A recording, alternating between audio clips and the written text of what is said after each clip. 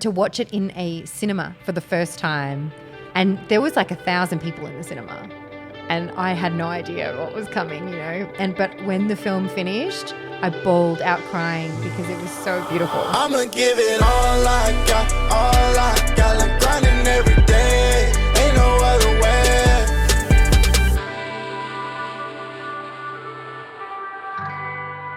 Before we hop into today's episode, I just want to let you guys know that this was filmed a couple months ago, which means it does not have Lynn Gilmartin's deep run in the WPT Championship. I had Kristy on with Lynn because I thought since they have such a great rapport together that it could create some special moments, and it definitely did. Make sure you stick around to the end of the video as there's some really powerful messaging in there that I want everyone to see. Normally I don't have 3 people, so it's kind of a new setup, but everyone has their own special camera here. I got the 2 beautiful ladies, Kristy Arnett, Lynn Gilmartin, in studio here in Las Vegas. We're just in it. We're starting. There's no official run-up.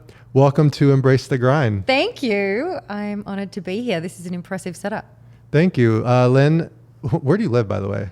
I live on the Gold Coast in Australia. Okay, so it's nice to have you in Vegas. You've been here for a while. The World Series of Poker has been going on, so I was able to get Lynn to come into studio, which is really nice. I have my secret weapon, Kristy Arnett, he pulled his card. Yeah. He's like, here it is. Yeah. I'd like you to bring your BFF over. Yes, and another reason why I wanted to have Kristy on too is because you guys have such a great rapport. You guys used to do a podcast together called Pretty Broad, which was hilariously funny. It was not about poker. I wish that you guys actually would do that again. It comes up. We talk about it sometimes. Yes. Yeah. But one of the main reasons I wanted Lynn on the show as well is because I had an epiphany about Embrace the Grind. It's a show where I get people who are in poker space that are pursuing their dreams and making money at it and like finding their passion and I've noticed that you've done that a lot, and more recently you've been on Netflix and acting and doing all that kind of stuff. So I kind of want to dive into just how you came to be Lynn Gilmartin, the poker presenter. You played a little bit. Like, how did you fall into this industry? So I was fresh out of college. Okay. And I had studied marketing, and I got a job at Crown in Melbourne, the casino in Melbourne, which is where they hosted the Aussie Millions. And so I was working in marketing, making brochures for the poker room. I didn't know anything about the game. I was working across all table games actually, but poker was always the fun one, the fun department that I really wanted to be involved in. You know, the other ones didn't interest me. That was like the sporting vibe. That was cool. So I would always be down in the poker room and loved working on those events. And so poker news would come out for our events, and I would, you know, set up the media table and make sure they got their internet connection. And I was doing all of that sort of stuff. And back then, YouTube was new, and the idea of creating online content was so foreign. No one understood. How funny is that, by the way? I know. YouTube was How old are we? new. I feel so old when I say this. And Poker News would come out and make videos for the international events. But then throughout the year, we had, you know, smaller regional events that were just local without any marketing budget. And so my boss at the time was a bit of a forward thinker, and she wanted us to start our own YouTube channel and do something that's similar to what Poker News was doing. And so Crown had a YouTube channel. Yeah. And you were like the star of that channel from the very beginning? I mean, for about a hot minute. It was a very quick, but I loved the idea of doing this because since I was a child, I've always been a performer. And this is why I said, depends how deep you want me to go, because I was an actress since I was very young. But I quit all kinds of performance, I guess you could say, when I was about 12. And it wasn't until I was about 30 that I realized I had quit acting because I'd fallen over on stage. Oh, wow. And that was the last time I ever acted. And I convinced myself at that point, I had started, you know, high school, or middle school for you guys. And I was like, no, you know what? I need to just focus on, you know, getting good grades because I want to go to university and I want to get a real job, and, you know, acting, that's not a real job. Like, this is the story I was telling myself, and that's why I talked myself out of getting into acting and not pursuing that anymore. But I realized when I was 30, actually I was terrified of it, and it was because I'd fallen over, and I was so scared of having an audience. I was so scared of being on stage, but there was always this Yeah. person that just loved to perform in some way. And so when this opportunity came up at Crown to grab a microphone and, perform a little bit, oh my God, I was like, yes, please. I jumped at the chance. Did you feel anxiety about those first videos? Oh, yes. Yeah. And I have copies of them. They're not online. Oh, but we're actually using them for B-roll right now. Yeah. It's so What cute. am I on, Ellen? Yeah. What I think is so fascinating too, and I think this might be something that viewers of this channel will relate to, is that because it's the same is true for me, at least in this like on-camera career, is that you kind of had this shadow career for a decade before you came back to acting. But it's something that people do when they have a big dream, but they're for some reason unwilling to risk and pursue it. So they'll get a job like interning for someone who's actually doing their dream. Yes. Or something safer. Yeah. Totally. I Yeah. remember when you got your on-camera thing, you had just like emailed some people at Card Player or added them on MySpace or something. MySpace, yep. and like your initial videos too were very similar, where you were like kind of unsure. I mean, mine were as well when I started uploading my videos. I guess it's just like a rite of passage that you have to be kind of awkward at the beginning. Oh, yeah. So this like building up of confidence through your just starting the YouTube channel for Crown. Obviously you got over that quickly and became a good presenter, because pretty soon after that you were with Poker News, right?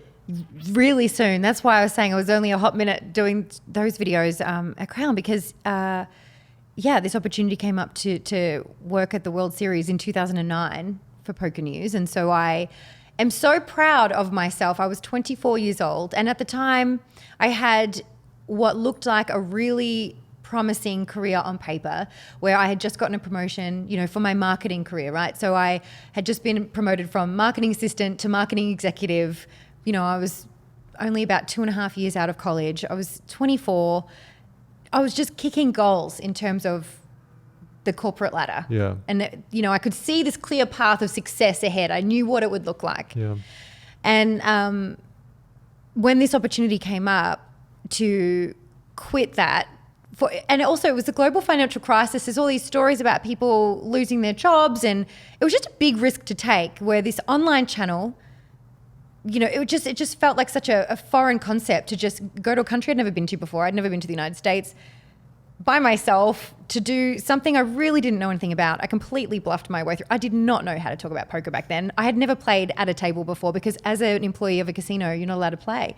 I didn't know how to play. So I was just pretending I knew about the game, because I was always in the poker room, but from a different perspective. And so anyhow, I got the job at Poker News, came to the World Series in 2009, and was completely in the deep end. I was so out of my comfort zone.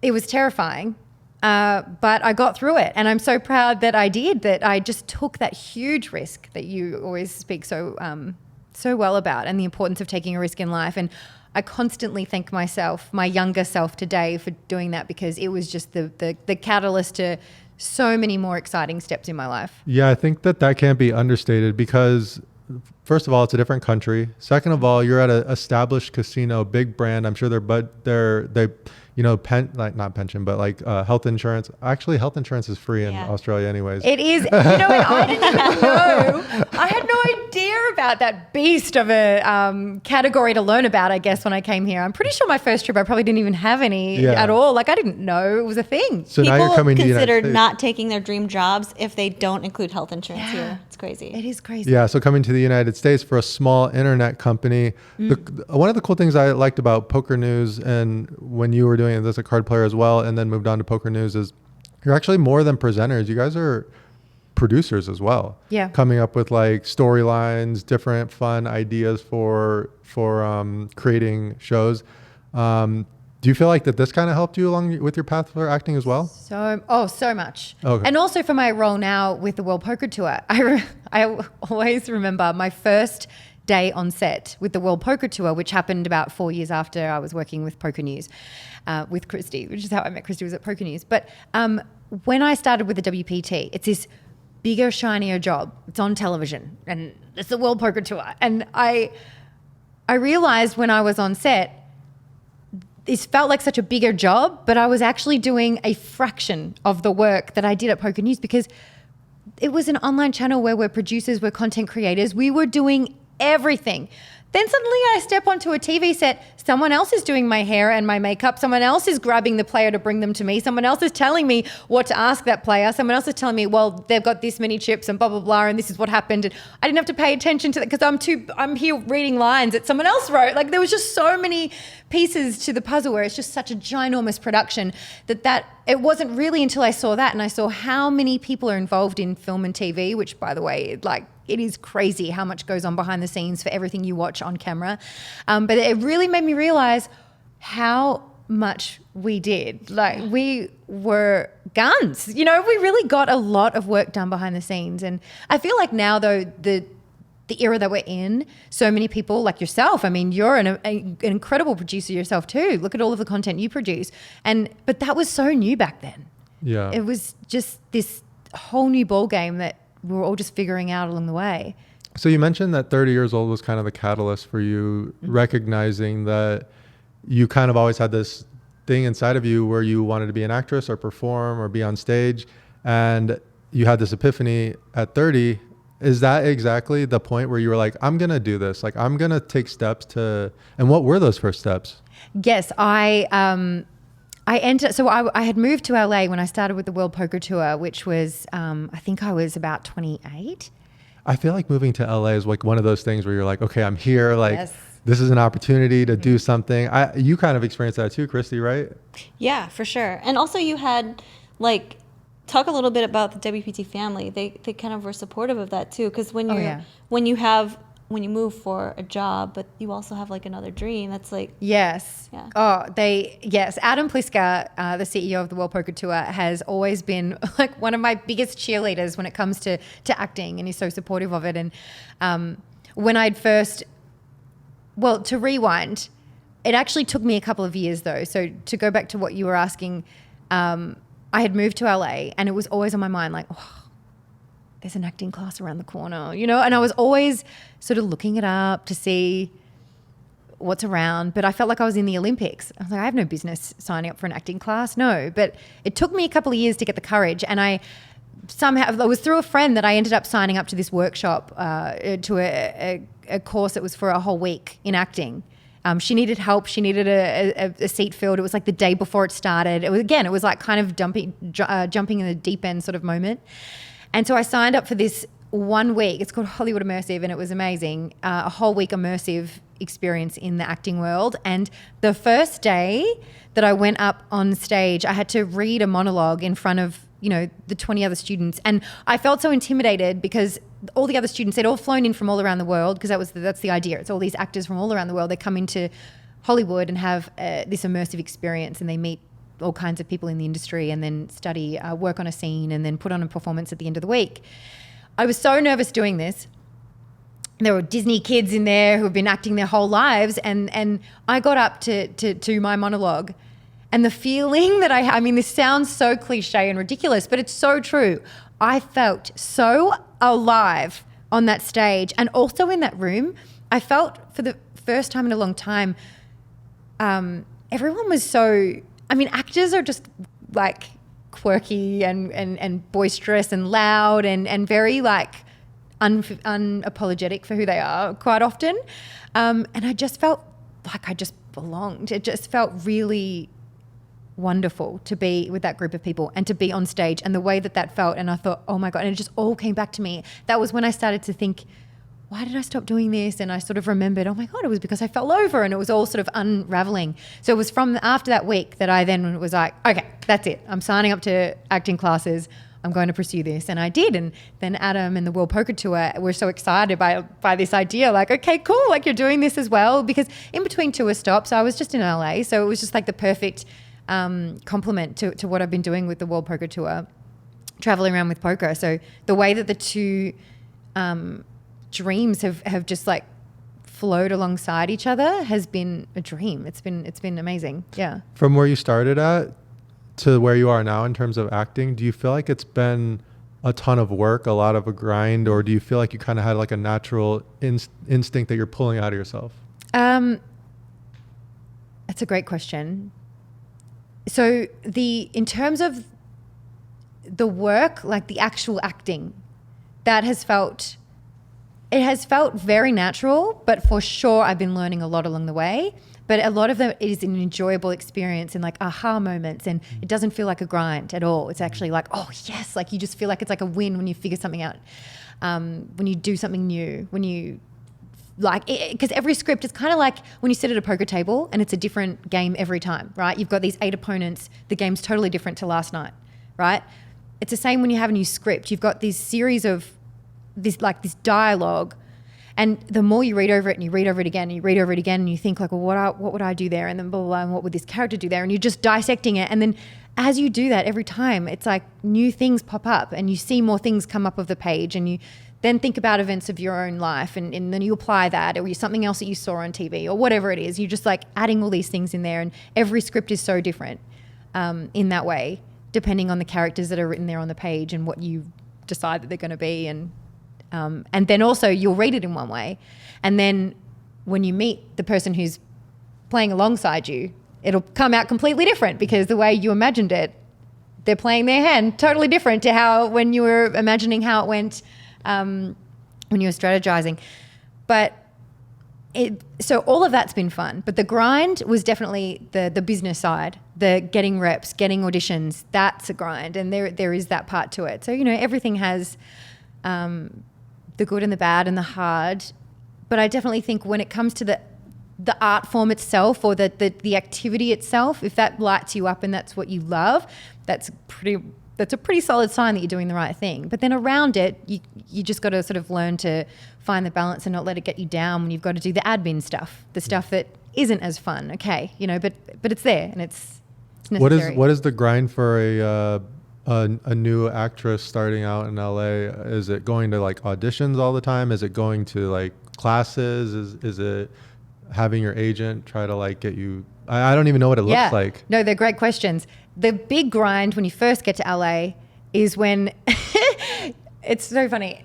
Actors from overseas will arrive in LA going, okay, I'm going to get there and I'm going to get an agent and I'm going to start auditioning. And then before you know it, 3 years has passed and you don't have any of them. You don't have an agent. You still don't have a manager. You barely had an audition. It's really hard. It's really hard because it's the Olympics. Everyone's there doing the same thing. So it's really hard to get the attention that you need, to get the meetings that you need. So that's the hardest part, for sure.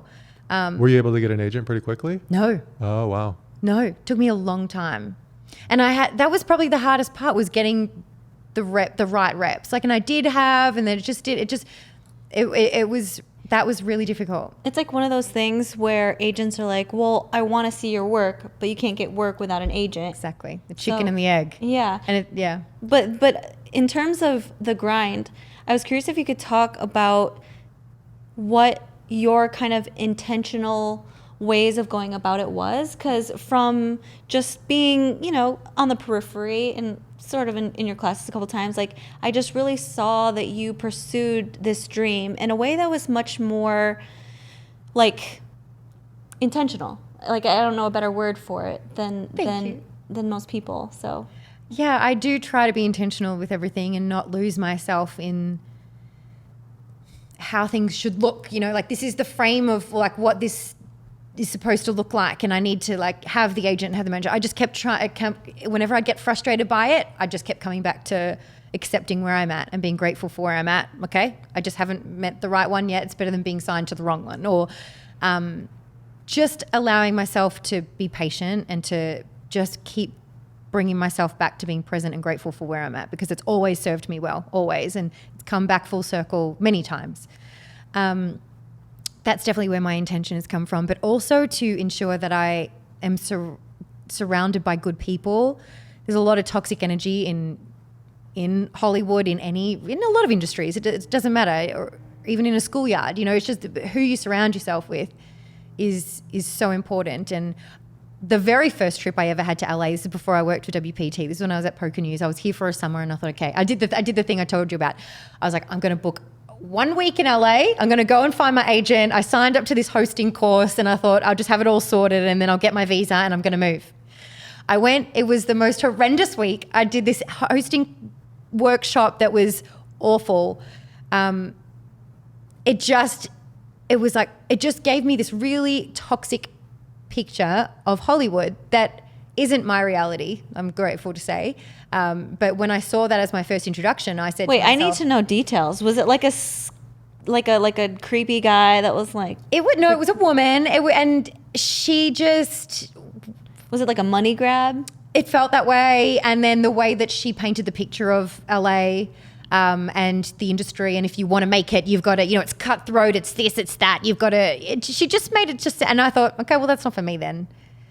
I love performing and stuff, but that's not what I want to do. I don't want to be around that kind of. That's my joy and my happiness and a peaceful, happy life, and being around good people and doing good for the world is more important. And if that means that I have to sacrifice one for the other, then okay, so be it. And that's kind of the place that I fell. And so I decided it wasn't for me. And it was I feel like it was just a few months later, I got this random call out of nowhere from the World Poker Tour. And my opportunity had come up to... Basically, I guess Poker News had been my 4-year audition, and they offered me my role that I have now with the World Poker Tour, and I just couldn't believe it. And they and this is why I'm so grateful as well, with the intention that I set. Like, I will only do this if I'm surrounded by good people, and I swear, like, this company, we're a family. Adam Pliska, who leads it, is constantly calling us a WPT family. He leads like the father of the company, and that is exactly how it feels. And I just, again, always think back, like, I'm so grateful that I put that intention out and I ensured that I stuck to it. Yeah, it's crazy. I mean, you could still be at Crown Melbourne. I know, right? If you didn't think that. I sometimes wondered that. I'm like, would I be like the chief marketing officer and I'd be like, whatever. My hope is that you would have found your way to acting at some point. Yeah. The 2 years that you spent in LA were interrupted by the pandemic, right? Yes. In that 2 years prior to the pandemic, did you ever feel like you had like a big break or like something? Oh, I was in LA for 8 years. 8? Oh, you were 8 years. 8 wow. years. No, I was saying it was 2. I was there for 2 years before I had the guts to try an acting class. Oh, okay. But total, I was there I 8. meant like the acting part though. Oh, so I was acting actually for, God, I guess that would mean a good 4 years or so that I had started to dive in and take classes. And I worked more in the last 2 years in Australia during the pandemic than I did in almost a decade in LA in terms of acting. Wow. So the LA actual getting gigs and stuff So hard. probably felt like a dead end or Yeah, it was difficult. It was a visa thing in the beginning. I had to have the right visa, and so I was just going to classes and working on it for fun and not auditioning because I didn't have the right visa. And then but then once I did have it, and you just think, okay, I've got all the paperwork done. Like, these are the roadblocks that I thought were in my way. But then once that's out of the way, it was still quite hard to get auditions. Yeah. Because also that town really divides. Oh, but you're a host. You're not an actor. They really see you as one or the other. Yeah. Do you feel like being a host is sometimes looked down upon in terms of like acting? Yeah, which is seen as, it's just, I feel, I used to lump the two into one. I used to think, well, what's the difference? Because you are, as a host, it's a version of yourself. You are, it's a little bit of a heightened version of yourself, perhaps. It's definitely maybe a bit more of a controlled version, which is maybe why they think, oh, well, that doesn't relate to acting because you need to let yourself go. I don't know. But they definitely divide the two. I don't think that that's true. Like, I think they're pretty similar. What was the biggest role that you actually landed prior to going to Australia in America, in like Hollywood, perhaps? Was there anything that you landed where it felt like, oh, this is so awesome that I got this? The World Poker Tour. Oh, of course. Yeah. For sure. That's just like my dream. Yeah. And I guess you're acting in commercials for them as well. Yeah, we do. Little sketches here and there. But the big role acting wise, actually so one that was really exciting was my first time to ever work on a film, and it was in Mexico, which is where my husband's from, and so that felt quite serendipitous.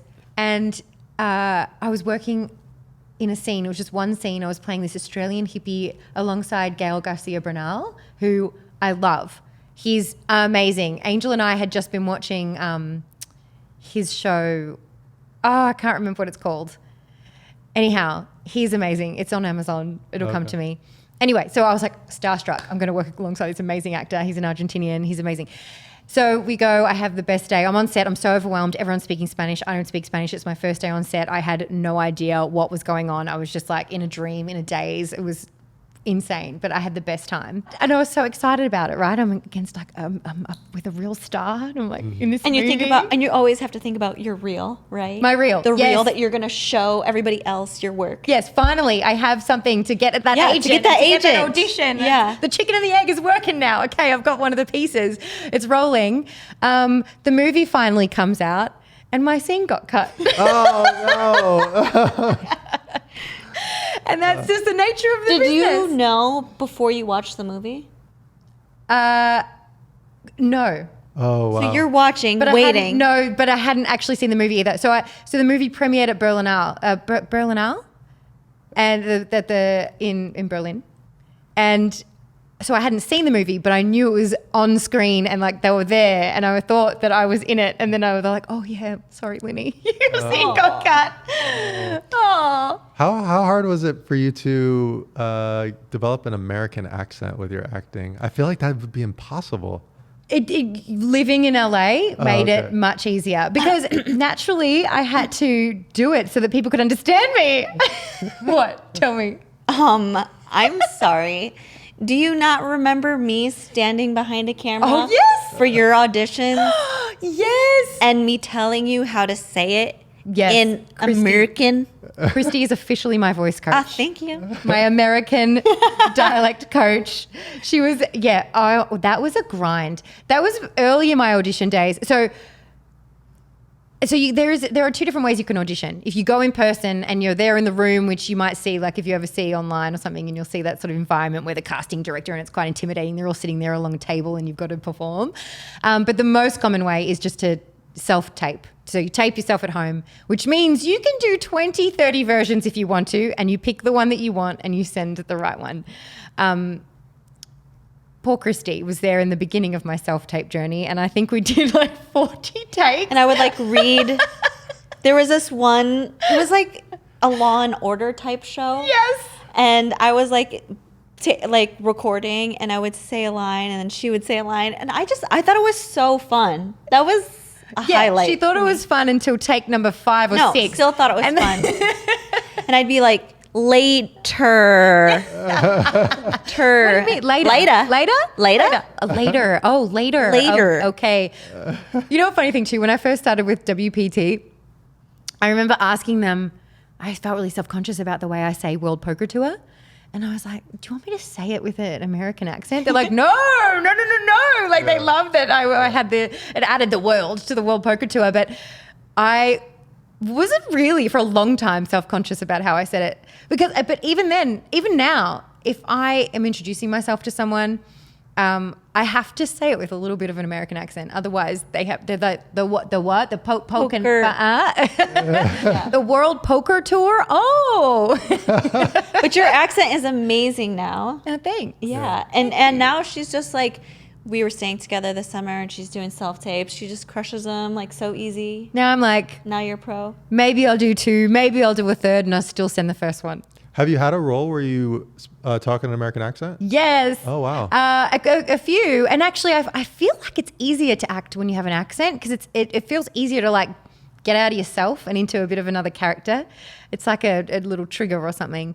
It's harder to be in an Australian accent, to be honest. But This Little Love of Mine is a movie that's on Netflix right now, if you want to see. So good. And that movie. Actually, I have watched it. You saw it? You're And the best. I Thank you. died laughing multiple times. Aw. And because I know you. So like watching you like boss people around and stuff. And I'm just like, Olga and I rewound one scene like 4 times to just watch you like, they were in like a line of people. Yes. And you're like walking back and Marching. forth. Yeah.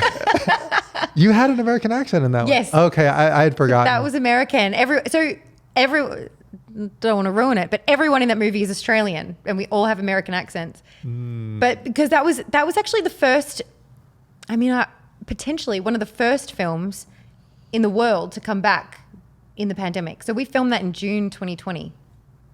June, July 2020.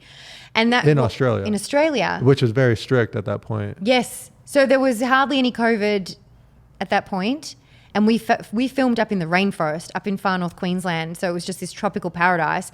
And we formed this COVID bubble where we went. So the resort that we filmed the movie in, we all lived in. And everyone had, their partners there. And it was wonderful because I felt like we just escaped the chaos of the world at the time. There was so much unknown. June 2020 was really scary, right?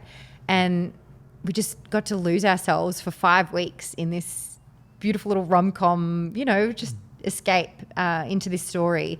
And yeah, so that'll always be a very special movie. You left LA abruptly, like right when the pandemic happened? Yeah, well, we were in LA for 3 months, my husband and I, and actually we were just talking about this on the way over. We really enjoyed just locking down and just, because we've been on the go for a decade, traveling all the time and living long distance. He was in Mexico, I was in LA, we'd just travel back and forth.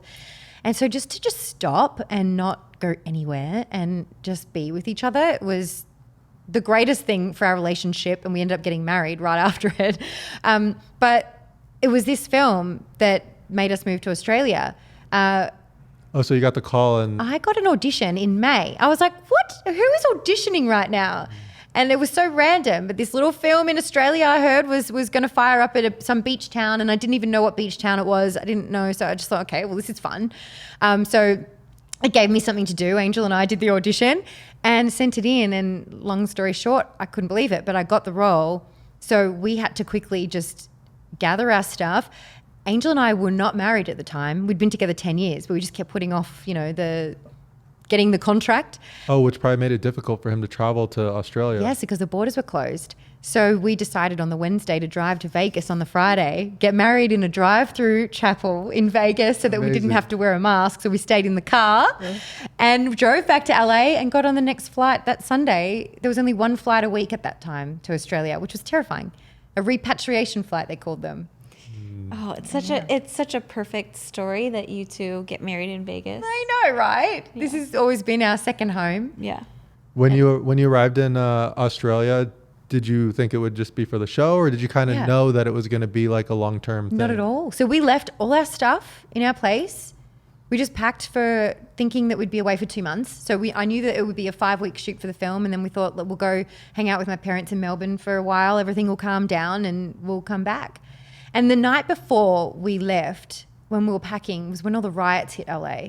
We'd been seeing all the riots all around the States on TV, and then they hit Hollywood Boulevard, and we lived right behind Hollywood Boulevard.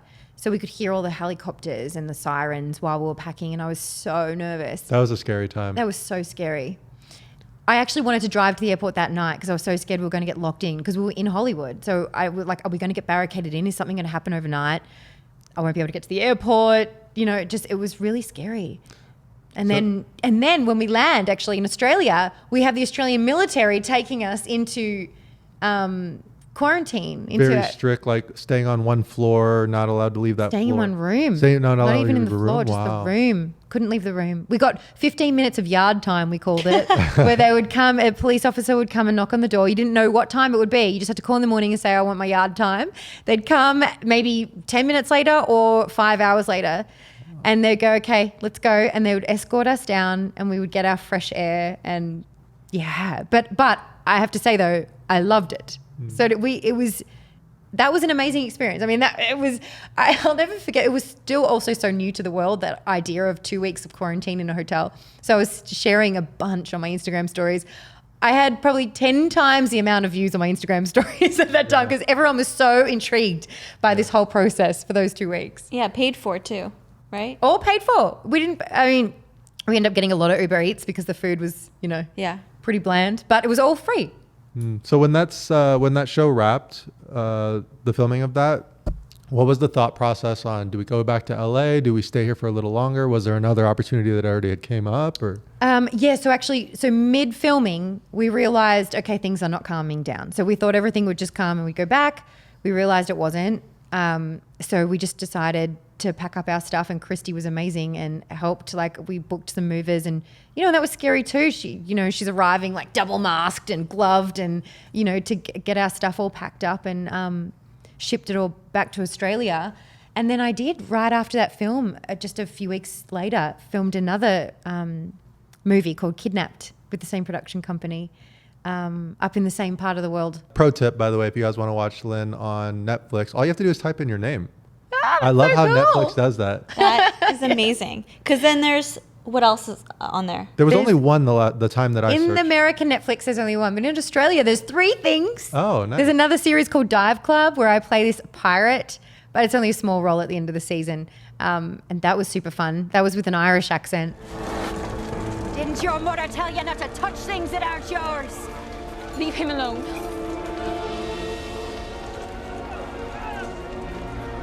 I know who you are. You might be royalty back in Russia, but here, all alone in the sand, you're nothing but another terrified little face shaking under my blade. I was 12 weeks pregnant at the time. It was January in Australia, which is the height of summer. I was wearing a pirate costume, which was all leather, big hat, like big, huge boots. It was at night, and I had all my pirates in the scene with their big torches of like fire, and there was bonfires on the beach. Like, it was sweltering hot.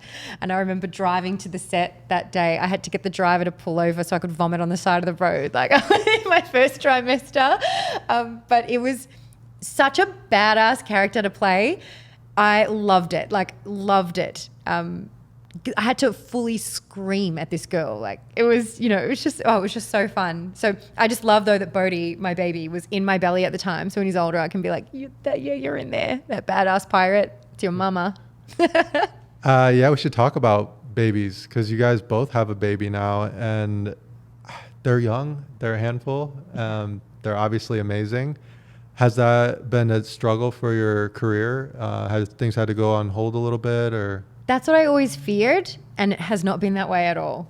I actually am shocked by how seamless it has felt. I guess the pandemic helped in that way, because the world sort of felt like it paused. Although I have been busier than ever in Australia. Like, the pandemic really helped the film industry boom in Australia, because we were COVID-free for so long. So many American productions came to Australia. It was crazy. So that's why I started working so much, because there was just so much work.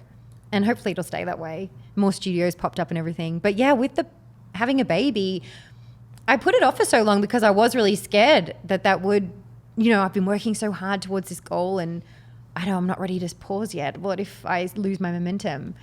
And it's just not the case at all. Because you can keep working through your pregnancy until, you start showing for the second half. There's things you can do to sort of hide it. And then, maybe the last trimester you're a bit bloated. But then once the baby arrives, you know, like, because you think like having a baby, it's like a solid year or 2 that you have to stop.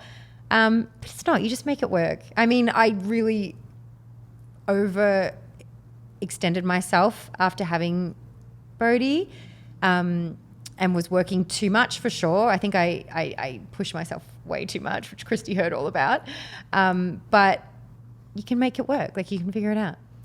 And you guys settled on the Gold Coast, and you're going to be there for a while? We love it so much. Yeah. Did you buy a home? Not yet. Oh, okay. Yeah, we're renting at the moment because, you know, what was really fun? When we were like, okay, we're going to be in Australia for a while. Like, once we realized we packed up our stuff in LA, we literally got a map of Australia and looked at it, and we went, where should we go? Where should we live? That is so cool. I know. We were like, Sydney would be cool. And then we just started looking at the prices of things, and we realized, okay, the Gold Coast was way more affordable. Like, you get way more for your dollar there, except not anymore, because the whole of Australia realized that, and it's an amazing place to live. So we kind of moved there at the right time. But I mean, we are on the beach. We are a 12-minute walk from the Star Gold Coast, which is an amazing casino, and it's the home of the World Poker Tour. We actually have a big event coming up in September, which Kristy and Andrew are coming for. Our first WPT main event, main tour event in Australia at the Star. That's awesome. So yeah. She said it's like the San Diego of Australia. I mean, definitely going to have to come. Angel, I've gotten close with Angel. I love him. He's he loves you too. He's like, he's just like, so many people come up to Johnny Vibes. He's like, I feel like I'm at Disneyland and everyone wants a photo. I randomly was seated next to him in a 6-handed tournament. So we're playing a lot of hands, talking the whole time. And then we would take breaks together. So then, he was taking photos for me, like with the fans and stuff. But yeah, he's a really great guy. Is there like a Hollywood of Australia? Do they have that? Does that exist? It's in Byron Bay. Actually, well, Gold Coast is a little bit of that. Gold Coast is where all the big studios are. So that was also a reason why we chose it too. So we've got the casino there and all the studios. So it's like the perfect spot for me to be in terms of career and then also for lifestyle. Like I just could not imagine. And Angel absolutely loves it there as well. He can play poker. There's home games. There's everything there. But then also down in Byron Bay, that just turned into this huge like A-lister, Chris Hemsworth lives there, and then Matt Damon moved there during the pandemic. Melissa McCarthy was there. All these actors all moved there and were making these big American major films, which was just Australia got really excited about that. Yeah. Have you made some friends within like the higher elites actors? I'm not a name Who are your dropper. A-list friends and who are your B-list friends? Yeah, I've become friends with Johnny Vibes and Kristy. Let's play Kristy Arnett, Kristy Moreno. She goes by both. You asking me a name drop? No. You don't have to. I'm sure. I mean, working for the World I'm a Poker classy Tour. woman, Johnny. What about you, Kristy? I mean, are you gonna act? You've been acting in your videos on your short films on YouTube, and I feel like you're really good.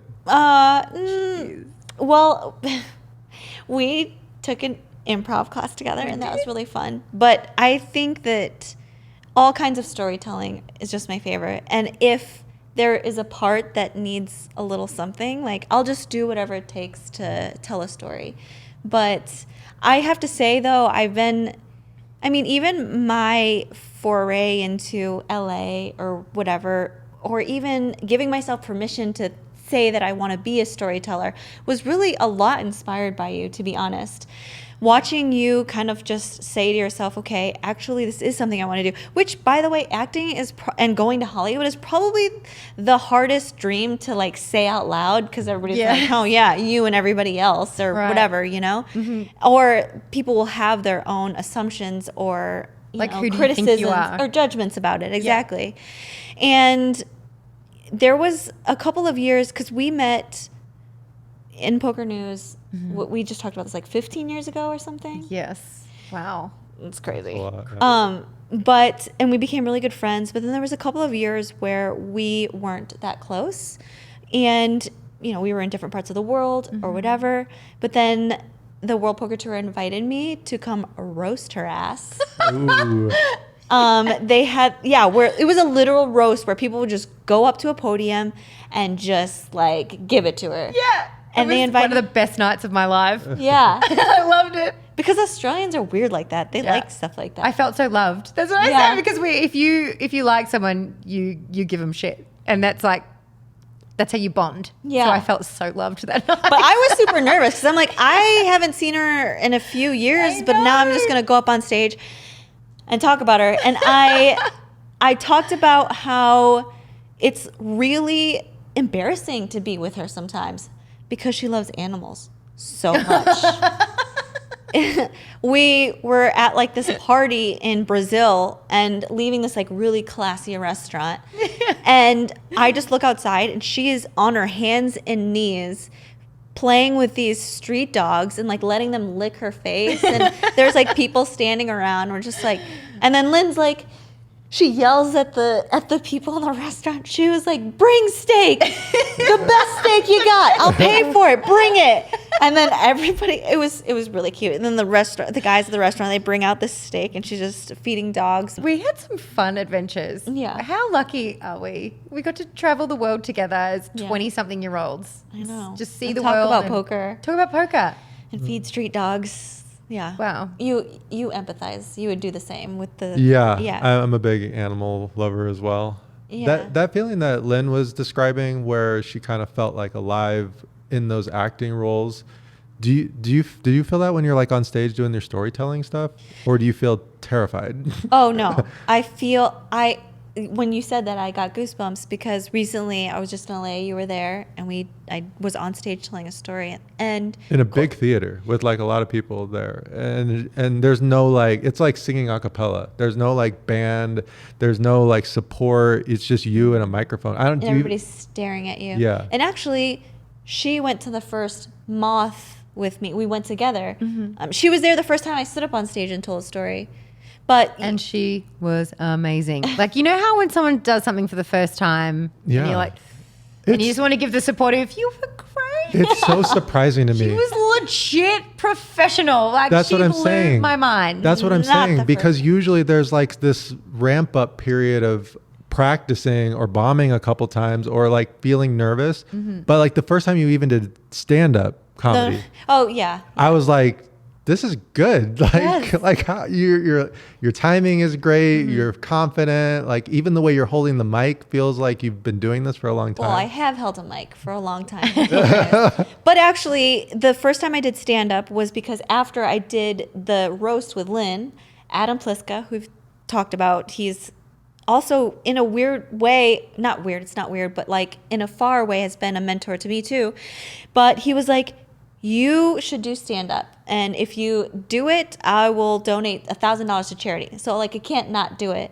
And that's what inspired me to get on stage and do the 5 minutes. And it was. Wow, I forgot about that. That's amazing. So I remember this is that. like the impetus is what I'm saying of like me also saying to myself that this is what I want to do. And I don't know what it looks like. I don't know if it's, and I got to spend time with you in LA and do those things, but you know, do like an acting class and an improv class. But I also felt the same where I was like, oh, these people talk like me. They think like me. And it felt so good. And on stage, the night you're talking about, of course I was terrified, but there was a feeling of when, and it was a short portion of the 5 minutes, which I'm still working on, but when I felt like I had the audience in my pocket and they were like hanging on every word, and I was like, I'm alive, you know? Right? In a live performance? Like, Yes. yeah. Oh, it's the best. When you hear just the silence, Yeah. everyone's just waiting. And then There's you like hear an the laugh energy. drop and you're Yeah. like, oh, yes. Yeah. It's so good. It's so good.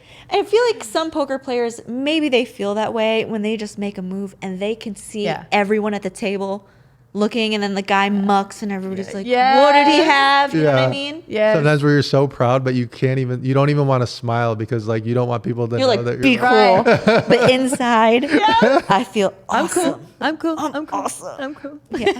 You've been doing less of the in-person, things like stand-up, storytelling. You've been doing less of that lately and more of the creating of like a production of a video. Do you feel like when you upload that and like people watch it or don't watch it, does that kind of give you a similar feeling as like being on stage or because if it's not, like, why aren't you doing more of the on-stage stuff, That's a good question. And I'm going to do another Moth Grand Slam next month, August 23rd in LA at the Regent. Let's go. But Look at her plugging her show. I love it.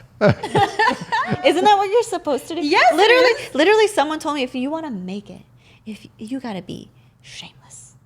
Shameless. You got to, well, and I think the better word for that is like proud. Yeah. You have Yeah. to work out that you're proud and you just can't help but share and want people to see it. And in terms of like the production and the videos, like I put out a story recently that it meant a lot to both of us. We just both became moms and we did this sort of like together at the same time. And there was a moment where I was struggling so much and I finally just confided in Lynn and Sarah Herring. And Lynn was like, just so you know, you're not alone. I've been crying also uncontrollably. And I was just like, oh my gosh, I'm not alone. So I made a video about it. And it's views wise, no one's watching it. But I still feel proud of the video. So I don't know. I guess like when I'm editing and I do feel, and I'm telling a story, I do feel sort of the same way. But I guess it is just all about telling stories I'm proud of. But the question is still lingering, and I'm going to think about it more. And maybe it is more on stage stuff that I need to do.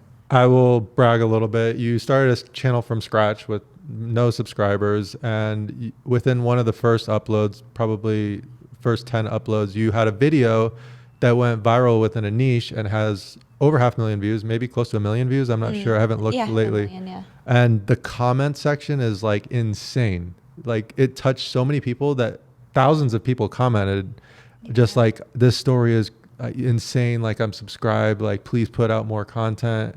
So that's very impressive. And I probably have watched that video 3 times. No. It like spaced out, and like, you know, I don't watch it over and over, but like just as a reminder that like how good your work is. And I want you to keep doing it, you know, and I want you to keep doing the on-stage stuff too, though. I know, she's so good at all of it. Like the storytelling, and also it's just like cinematically beautiful, the way you edit things together and the way you film them, and just it's just, they're masterpieces. They're just gorgeous. But I just want to touch on something you said where you had put a video out that was really important to you and how you feel like no one's watching it.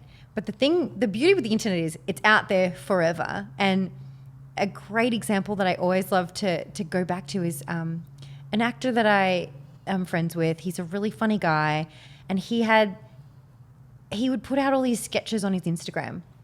Hilarious. And back then, when I first met him, he had maybe 1,000 followers. But he put out like almost daily some new sketch. He had all these different characters. It was so funny. Not many people were watching them, but he put it out there all the time as if he had 1 million followers. He put that much content out. And it would blow my mind. I'd be like, why are more people not seeing this guy? Like, this guy needs to be famous. You know, he's hilarious. He was so talented. Anyway, he ends up getting this huge role on this big teen show.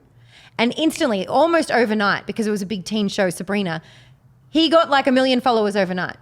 But what supported him gaining those followers is because all the content was there ready for all of these teenagers who were like, oh, I want to see this guy. I want more of this guy. Bang. He had 100 sketches ready for them to watch. Yeah. And it's like, by putting it out there and building your own catalog, your own network, your own channel, you've got all the content out there. Just because they're not watching it right there in the moment, it's still there to be seen. And the people who are meant to see your videos and the stories that you tell will find it, whether it's the time you hit post or if it's in a year from now or in 10 years from now.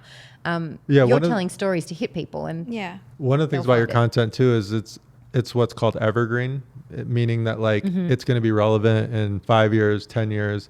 So that's another great thing about it. But something that you said that really woke something up inside of me, when you shameless plugging or whatever, talking about the stuff that you've made and being proud of it.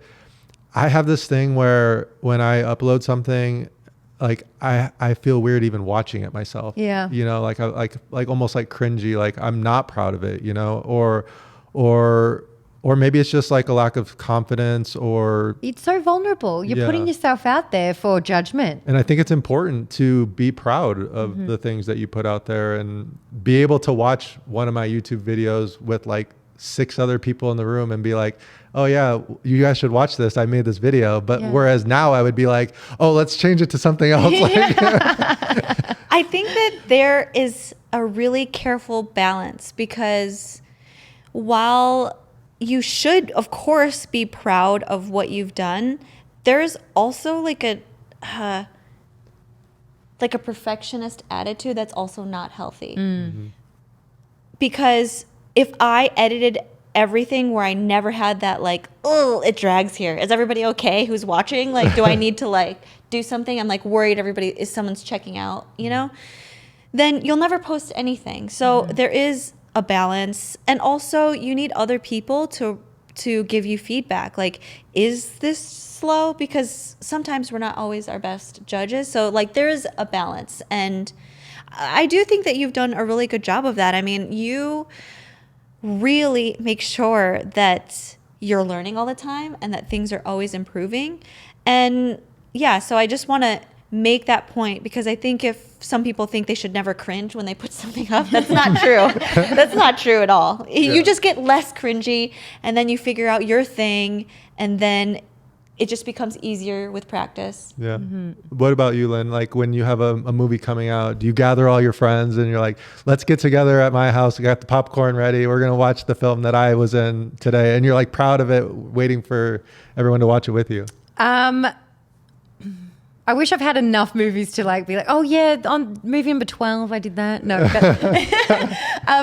but so Kidnapped, actually, when that premiered and I watched that for the first, I hadn't seen it ever, and it was premiering. I actually was streaming on WPT.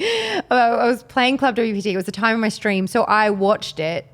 And it was airing in the States at the same time. And most of the stream team in the chat were here in the States. So they watched it with me on my stream. And I realized, because I thought, oh, that's a great idea. I'll just watch it while I'm streaming. And once I realized when I was live and I'm filming my face watching this, then I was cringing so hard. And I was like, this is a terrible idea. Why am I live streaming my reaction to this movie? But it worked out okay. But that was fun. That was a lot of fun.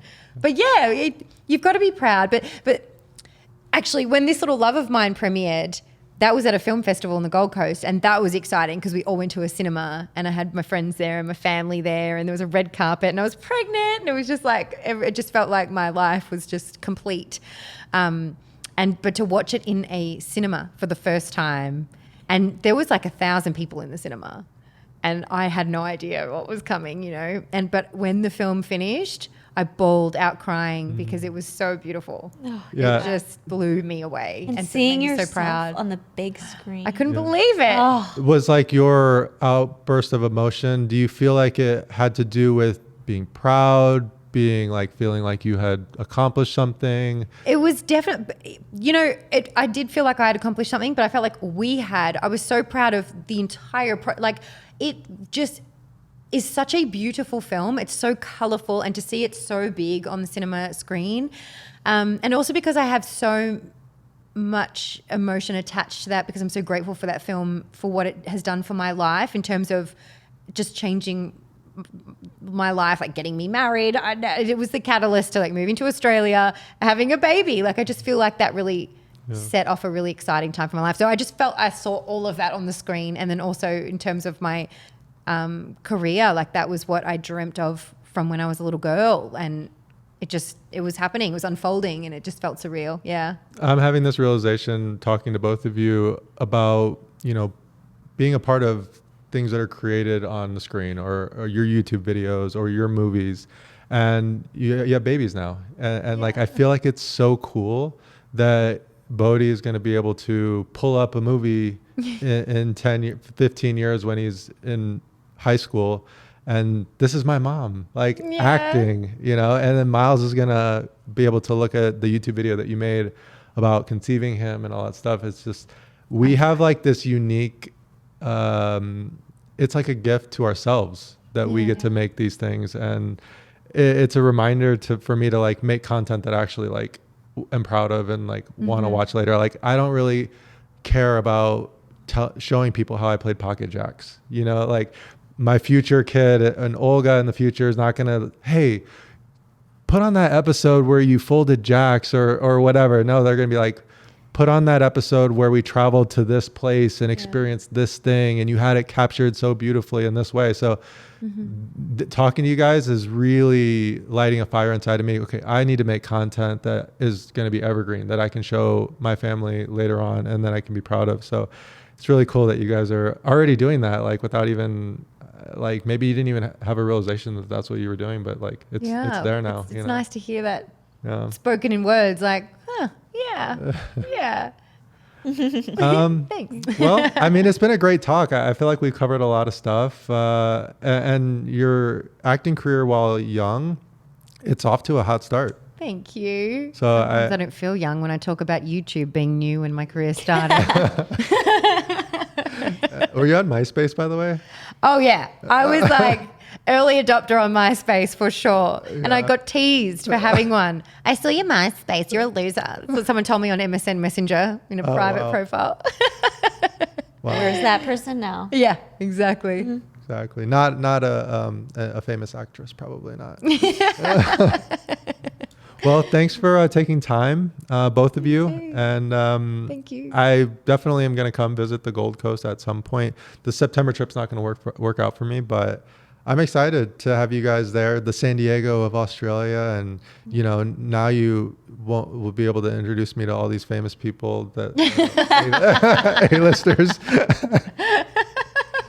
So yeah, thanks for sharing your story on Embrace the Grind. Obviously, the path to creating the content that you create and the being in movies and stuff like that wasn't a smooth path, and it involved you working hard and going to these auditions and not getting the roles, and so really proud of you, what you've created. Oh, right back at you, bud. Both You're of awesome. you.